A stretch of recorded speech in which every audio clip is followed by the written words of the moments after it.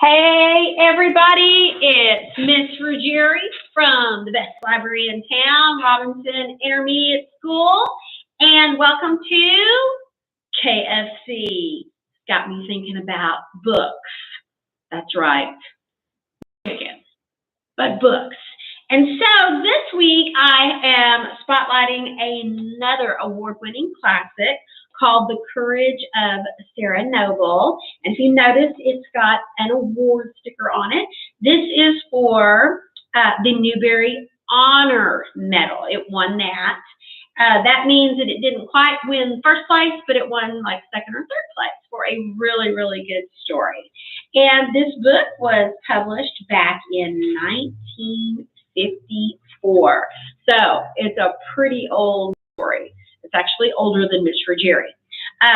But it's a great story about a little girl and her courage a long, long time ago. I'm going to read the first chapter, and then it got me thinking about other stuff as I was reading the first chapter.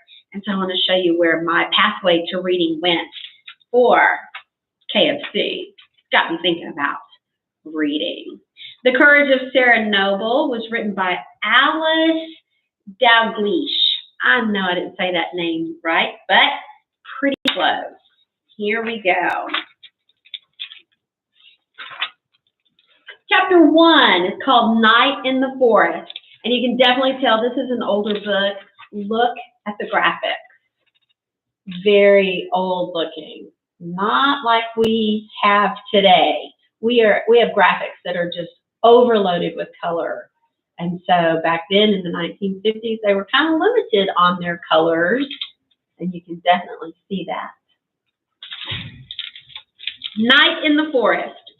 Sarah lay on a quilt under a tree. The darkness was all around her, but through the branches, she could see one bright star. It was comfortable to look at. The spring night was cold, and Sarah drew her warm cloak close. That was comfortable too.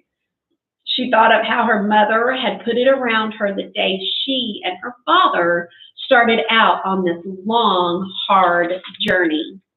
Keep up your courage, her mother had said, fastening the cloak under Sarah's chin.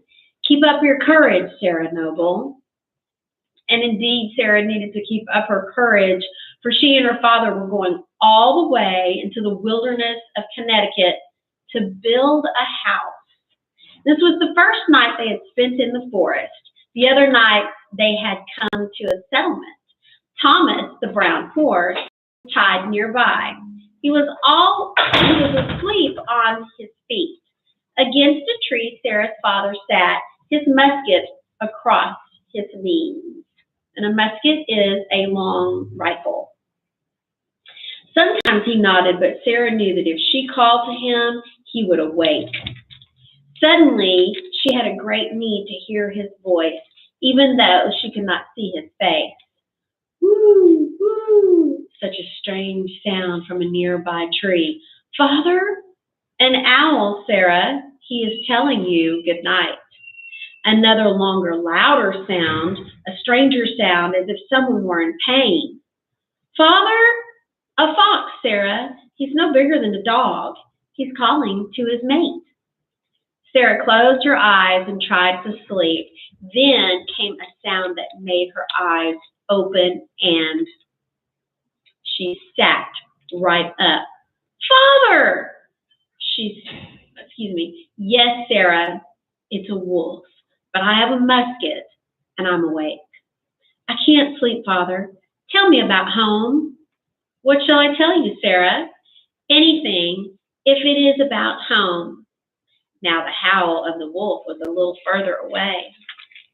You remember how it was, Sarah, the day I came home to tell of the land I had bought?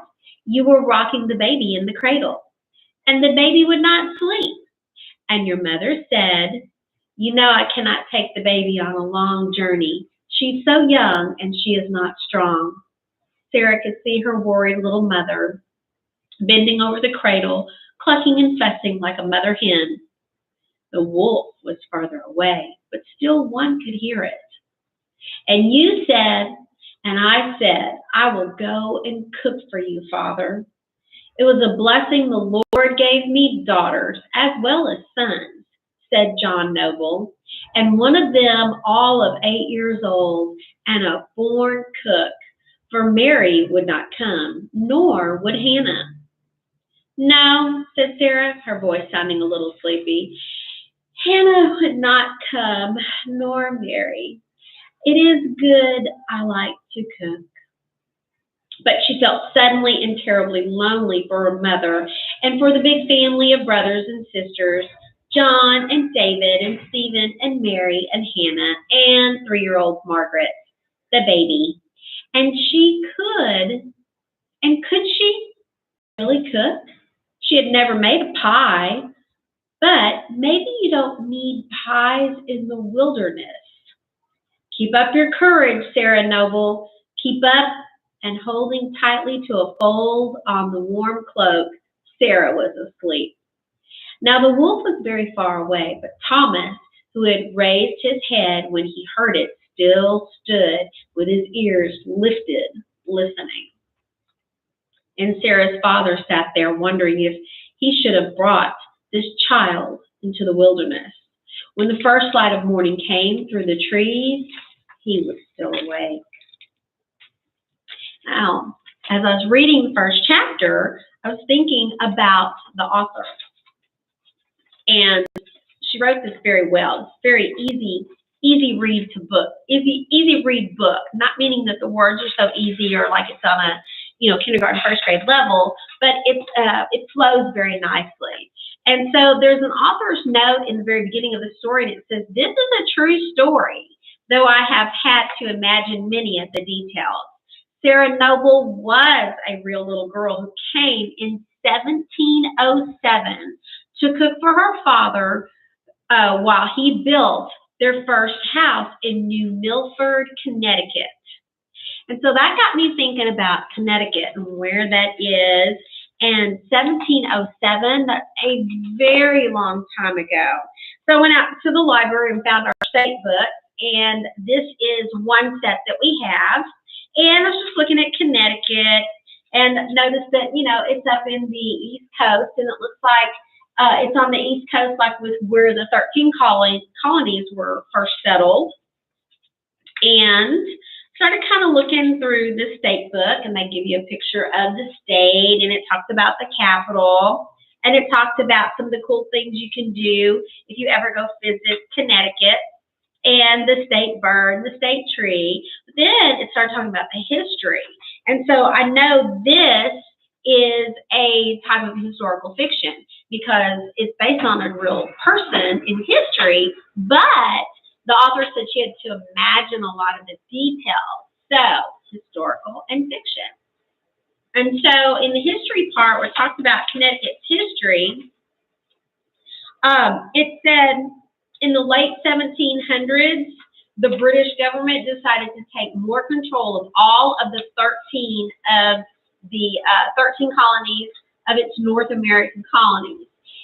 Britain placed taxes on everyday items such as sugar and tea.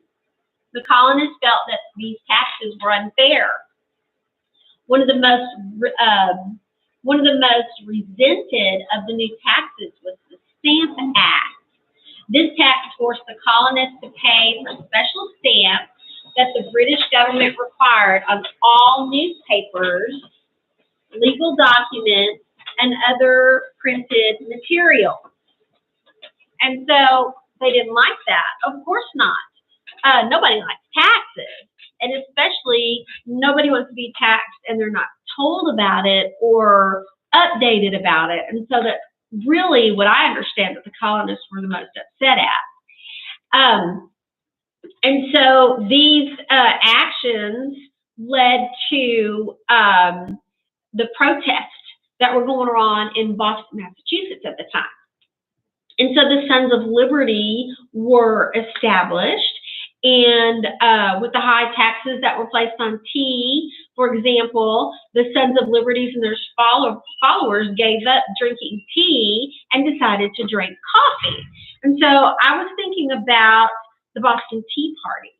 And you all know that's not a real tea party, but they just say it was a Boston Tea Party. And then I was also thinking about that started the American Revolution. So then I got to thinking back about Sarah Noble, and she came over during that time, and she was going to cook for her father. She was going to cook for her father. And so I went out into the library and I found another book. It's not the same time period as back during the American Revolution days, but this is the Oregon Trail Cookbook. And so it talks about people in kind of the mid-1800s as they were traveling west to Oregon for a new life, as Sarah Noble and her father were. And I got to looking at the pictures and thinking, I wonder if Sarah Noble and her father traveled in a covered wagon, and what they would have to take with them in their covered wagon, and how they would have to cook, and how rough that must have been. And there's a picture of a real wagon, and it looks like there's a table right here, and the dad, the pa, is sitting there eating, and here's Ma in her long dress and her bonnet serving dinner. Can you imagine? I mean, that table just looks like it's a board sitting on something. He looks like he's sitting on a log and having to cook outside. And I was reading about that picture, and it said travelers look forward to nooning, is what they called it, because they were eating lunch. And stopping at the noon hour, they used this time to rest and have something to eat. Parents allowed their young children to run and play, and older children visited their friends in other wagons, because it was a big train, a big group of wagons that were going across at one time to Oregon. They called it a wagon train. And some of the children carried cloth bags to collect buffalo chips. Now, buffalo chips, they would use that dried buffalo chips to start their fires in the evening, because they were crossing prairies. And sometimes prairies don't have trees. And so they needed something to start their fires with. So they would collect dried buffalo bathroom is what it was. Kind of like cow manure is really good when it's dried for your garden. Well, they would use dried buffalo poop to actually start their fire. And I know it sounds gross, but you think about what buffalo and cows eat. It's just grass and water. That's it, grass and water. So it's a very clean type thing coming out of their body. And so they would wait till they were good and dried and hard, and then they would actually start those on fire, because it's just like lighting grass on fire, and it burns very fast and very quick. And so they would use those to start their evening fires. And many overlanders used nooning time to write in their diaries and journals. And of course, they would let the animals graze and drink water. And they didn't overwork their oxen and mules at their time, so they would give their animals a break as well. And they would actually, serve their meals. And lots of bread. There's some recipes in this book about some of the recipes that they would make while traveling on the Oregon Trail. And I thought that was very fascinating. Raspberry vinegar lemonade. I don't know if you've ever tasted vinegar, but it's pretty stout stuff. Cooked greens with bacon and vinegar, and strawberry ice cream, probably from maybe fresh strawberries they saw along the way. Dried apple dumplings, beans and rice. Oh yes, before they would even travel, they would load up on the beans, the bags of beans, dried beans, because they travel very well, and they cook very well, and they're very filling as well. But can you imagine traveling on a wagon and having to cook from the wagon over an open fire? All of that because of reading the one chapter in The Courage of Sarah Noble. This week's Spotlight on KFC got me thinking about reading, not just chicken.